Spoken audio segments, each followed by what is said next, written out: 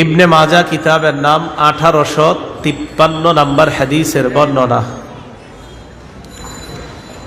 রাসূলুল্লাহ সাল্লাল্লাহু আলাইহি সাল্লামের একজন সাহাবী নাম মুআজ ইবনে জাবাল রাদিয়াল্লাহু তাআলা আনহু। এই মুআজ ইবনে জাবাল রাদিয়াল্লাহু তাআলা আনহুর বর্ণনা, ওনার ব্যাপারে এক সাহাবী বলেন, হযরত মুআজ যখন শাম দেশে গেলেন,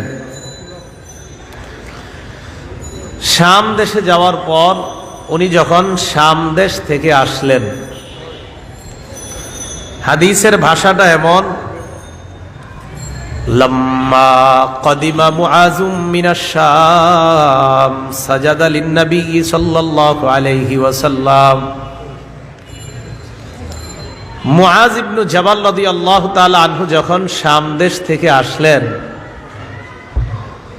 শাম দেশ থেকে এসে নবীজিকে সিজদা দিলেন। বলেন নাউজুবিল্লাহ।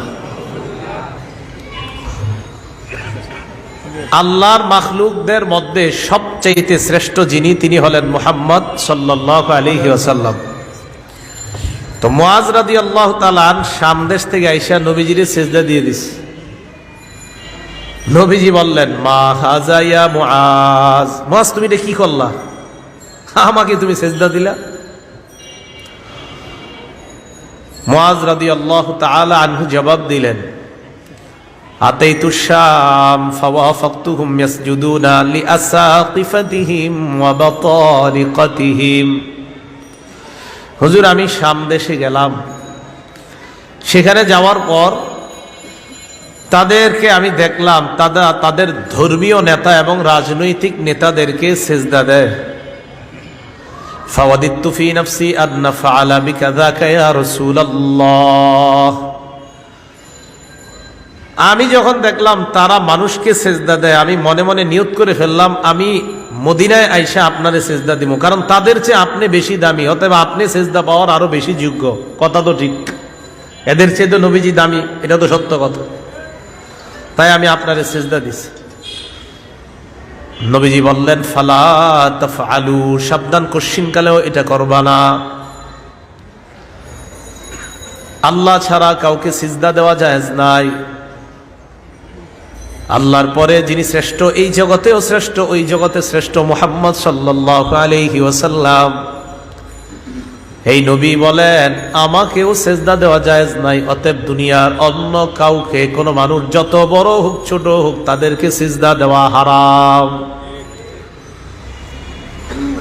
মুফতি, মুহাদ্দিস, শাইখুল হাদিস, পীর, ফকির যেই হবে, সে যেই হোক না কেন, তাকে সিজদা দেওয়া হারাম।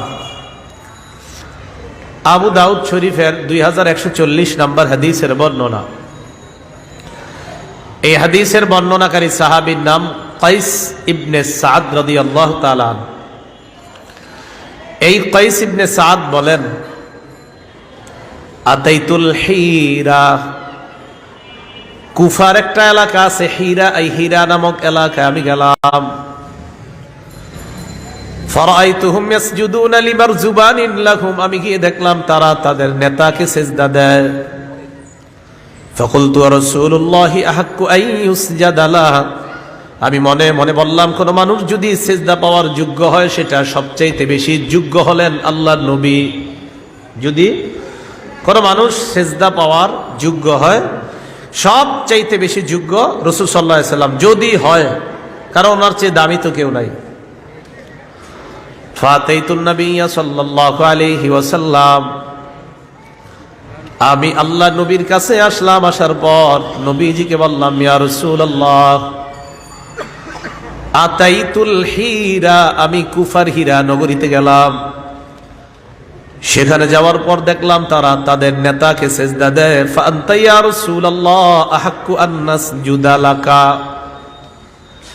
মানুষ যদি সিজদা পাওয়ার যোগ্য হয়, আপনি সবচেয়ে বেশি যোগ্য সিজদা পাওয়ার, ঠিক না? মানুষ যদি সিজদা পাওয়ার যোগ্য হয়, আপনি সবচেয়ে বেশি যোগ্য। নবীজি কয়, কি বলতে চাও? আমি আপনাকে সিজদা দিতে চাই। নবীজি বললেন, আরাআইতা লাউ কুনতা মারারতা বিকবরি, তুমি যদি আমার কবরের পাশ দিয়ে অতিক্রম করো। নবীজি কি কবরে তখন না দুনিয়াতে? দুনিয়াতে। আরাআইতা লাউ মারারতা বিকবরি, তুমি যদি আমার কবরের পাশ দিয়ে যাও, আকুনতা তাসজুদু লাহু, তুমি কি আমার কবরকে সিজদা করতা? সাহাবী জবাব দিলেন, না, আমি আপনার কবরকে সিজদা করব না। নবীজি বললেন, শোনো, যেমনি ভাবে আমার কবরকে সিজদা দেওয়া হারাম, ঠিক তেমনি ভাবে আমার জীবদ্দশায় আমাকেও সিজদা দেওয়া হারাম।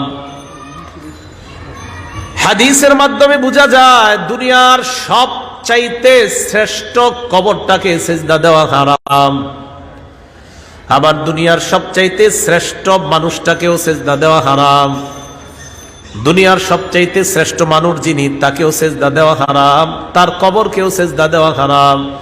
অতএব দুনিয়ার কোন পীর ফকির অথবা তাদের কবরে মাজারে সিজদা দেওয়া হারাম। শিরিক, বলেন কি? শিরিক। আল্লাহ আমাদেরকে কথাগুলা বুঝার তৌফিক দান করেন। তো আল্লাহ বলেন, আল্লাহ ছাড়া কারো ইবাদত করবে না।